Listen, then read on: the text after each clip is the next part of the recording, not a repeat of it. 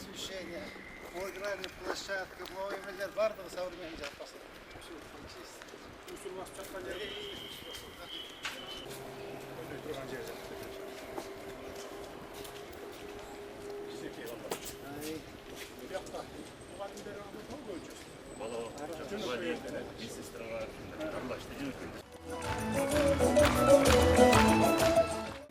Жалал Абад шаарынын урматтуу тургундары, кымбаттуу мекендештер, 2022 жылы башталган ипотекалык турак жайларды куруу өнөктүгү өлкөбүздүн өнүгүүсүндөгү маанилүү кадамдардын бири болуп калды. Анын натыйжасында Ордо калаада алгачкы 2 турак жай комплекси, мындан сырткары кечээ жакында апрель айында дагы бир топ үйлөр курулуп бүтүп, жарандалга жеңилдетилген ипотека шарттары менен берилди. Ошентип бүгүнкү күндө мамлекеттик турак жай фондун кеңейтүү аркылуу өзүнүн жарандарынын алдында муктаждыктарды турак жай менен камсыз кылуу милдетин түздөн түз ишке ашырууну жигердүү ишке ашырып жатат. Өлкө аймактарында тегиз кадам таштаган бул иш аракеттерибиз эми минтип аймактарда дагы өз жемишин бере баштады. Мен алгач бул жерге чогулган эл журтту айрыкча үйлөрүнүн ачкычын чыдамсыздык менен күтүп жаткан мекендештеримди чын дилимден куттуктап өтөйүн. Ак өргөңөр кут болсун, коломтоңордун оту өчпөсүн.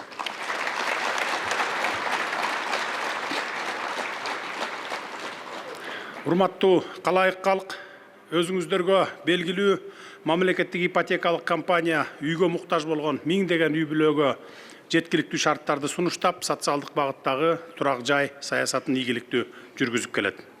Бүгүнкү күндө турак жай менен камсыз кылуу жаатындагы жүргүзүп жаткан саясатыбыздын аркасында республика боюнча жалпысынан 60 миңден ашуун батирлер курулууда. Кудай буюрса, бул үйлөрдүн курулушу аяктаганда миңдеген кыргызстандыктар үй бүлөсү менен өз үйү өлөң төшөгүндө бактылуу жашоого мүмкүнчүлүк алышат.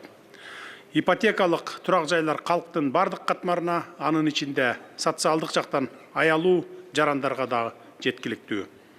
Социалдык жактан аялуу катмар үчүн алардын турак жай алуу мүмкүнчүлүгүн жеңилдетүүгө жана жашоо шарттарын жакшыртууга багытталган атайын программа каралганын дагы бир жолу эсиңиздерге салып баса белгилеп айта кетейин.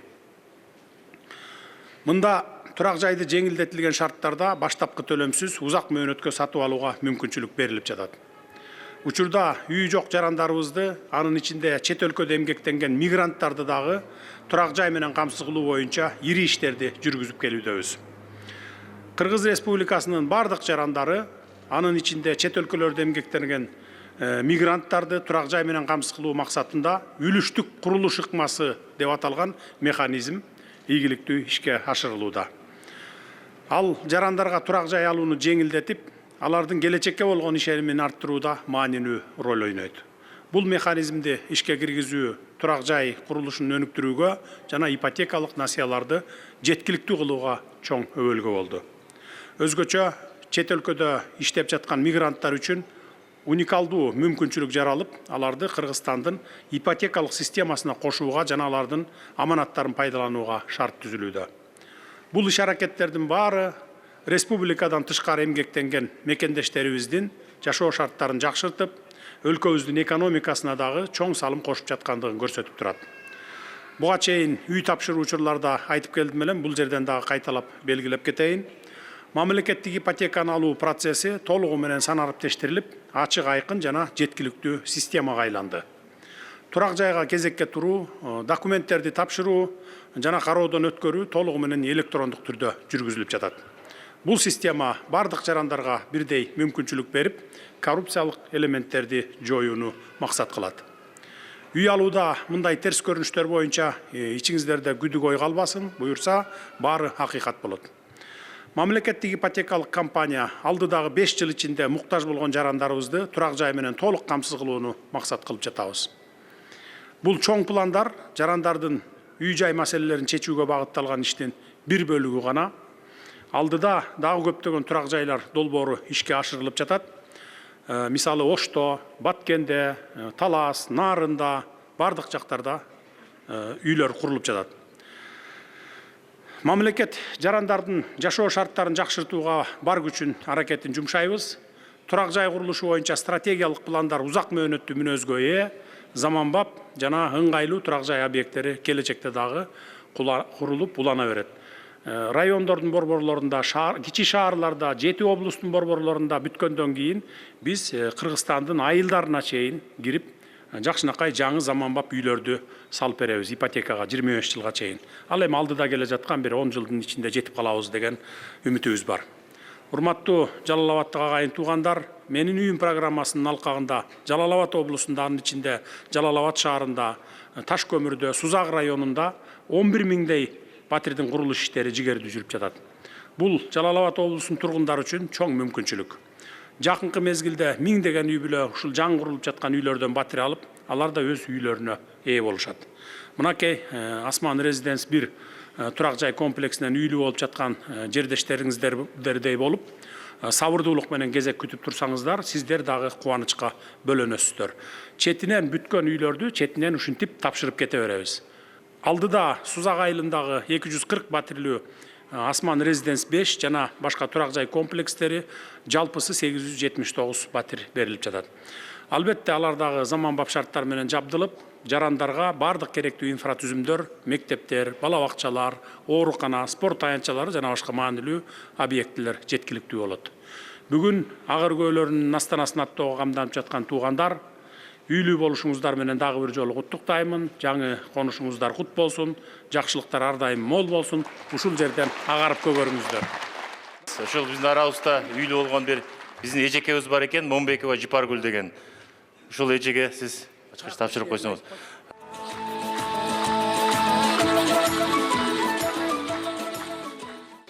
Мен өзүм бакчада иштейм. Батирлеп 5 балам менен батирден батирге көчүш чынында кыйын болду. Абдан батир табыш, ага көчүш. Ушу сүйүнүп турам. Бардыгыңыздардын агырыңыз кут болсун. Сизге да абдан ыраазымын. Кудайым сизге бекем ден соолук берсин. Ишиңизге ийгилик. Ушу Кыргызстандын тарыхында калган, ушу Кыргызстанды өнүктүргөн эң алгачкы президент болуп, тарыхта атыңыз жазылып калсын деп.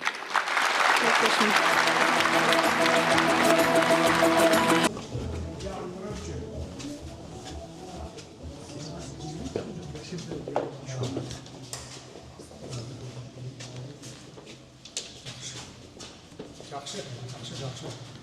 Бұл жерде мынау коридорлар совсем башкача кылды. Эшик сам да белорусский. Российский, белорусский. Вот.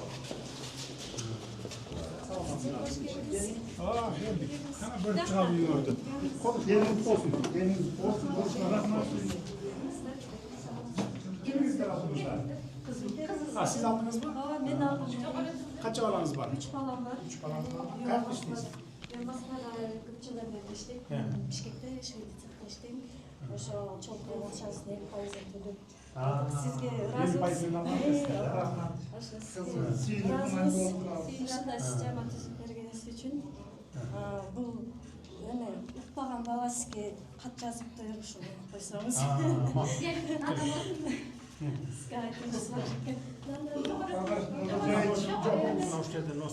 Çok rahmat. Ушунчалык биздин мамлекетте карап, ушундай жакынакай тандарды салып, биздин мына кыздарыбыз, балдарыбыз сүйүнүп отурат. Яраткан бизге тынччылыкты берсин, аманчылыкты берсин, дайыма ынтымактуулук болсун, мамлекетибиз өлчө берсин, кыргыз элибиз аман болсун, тынч болсун. Ушу дүйнөдөгү атактуу мамлекеттерге кошулуп. Рахмат Тынччылык болуп турса, сөз кошулабыз атактуу мамлекеттерге. Биз жакшы тилектилайбыз. Ынтымак болойлу. Канча? 2 комнат. Жакшы келди. Жакшы. Жолдош Кыргыз Республикасы Алдысынын башкы кол башчысы, Кыргыз Республикасы Өзгөчө Кыргыздар министринин улуг офицери капитан Анакулов. Кут болсун. Канча комнат алдыңыз? 2. 2 комнат, жакшы. Virtuallar var değil mi? Geleceğiniz virtuallarınız yapmamız.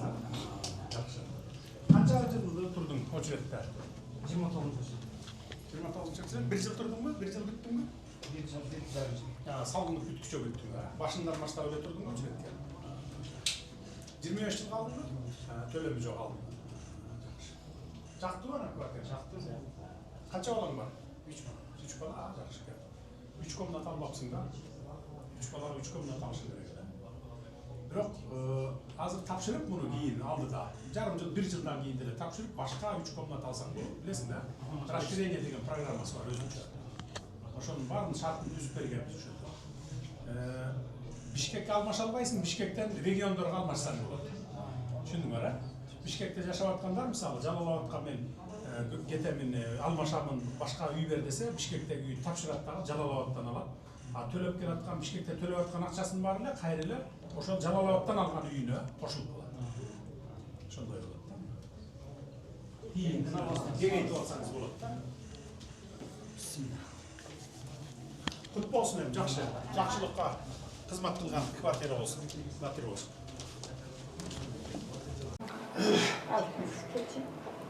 Kut bolsun konuşmalar. Konuşmalar kut bolsun. Qanaqay bor ekan? Erkek qiz bu?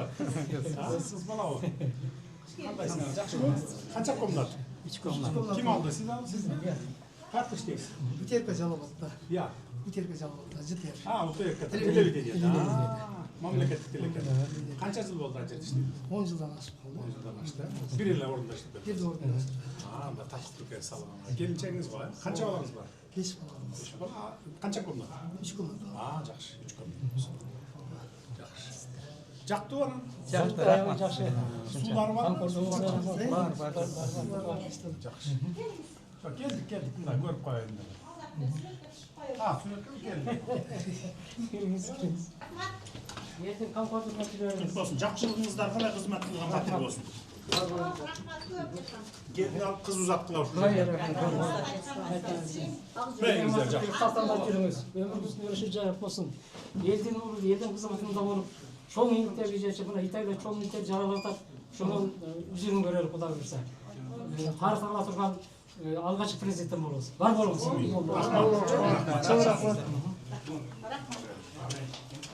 Sağ ol. Sen молодец. мен балам эркек. Ben молодец мына. Атаның ордума сатып екен да. Гүліп атпай бі? Ей.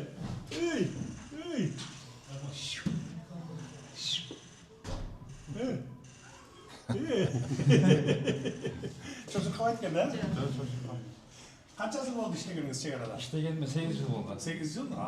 Батирлер жүрдүң бе буга чейин? Точно, буга чейин батирлер жүрдүм. Каякта ошо Жалалабадтын өзүндөгү? Баткенде жүрдүм, Ошто жүрдүм, Жалалабадта азыр 3 жылдан бери Жалалабадта. Бул жака келип кезекке тургам. Канча комната алдың? 2 комната. 2 комната. Айына канча төлөй турган болдуң? Айына 25 000 төлөй турган болдум. 25 000. Канчасын наем жилие аласың? 15 000. Жарымын өкмөт төлөп берип, жарымын Жарымын өзүң өзүм зарплаттан төлөйм, төлөйт экенсиң. Бул зато жакшы да. Өз үйүң болуп калат. Жакшы. А сен мурда наем жилие алып туруп, квартирага кетипсиң, 10 000 бүттү кетчү ал, туурабы? Мамлекетке да пайдасы жок, сага да пайдасы жок. А бул жерде мына сага пайда тийип атат да. Туурабы? Туура. Мамлекеттен бул жардамдык болот да, бул чоң жардам. Келдим. Канча балаң бар? 2 балам. Ha, 2 баламдар бар. Жакшы. Ийгилик. Беги жағынан зайыз. Машина бар жок экен. Өзү шаарда деле баардык участкелерде сатат. Жакшы болуп атырларыңыздар. Мага да жакты, абдан жакшы болуп тур. Эң негизгиси жана ылдый жагындагы парковкасы жакшы болуптур да. Машина менен бияктын баарын неме кылбайсыңар да. Толтуруп койбой алдын эле. Рахмат. Эме намаз оккан сайын жүргөн башка нерселерди дуа кылып отурабыз. Рахмат.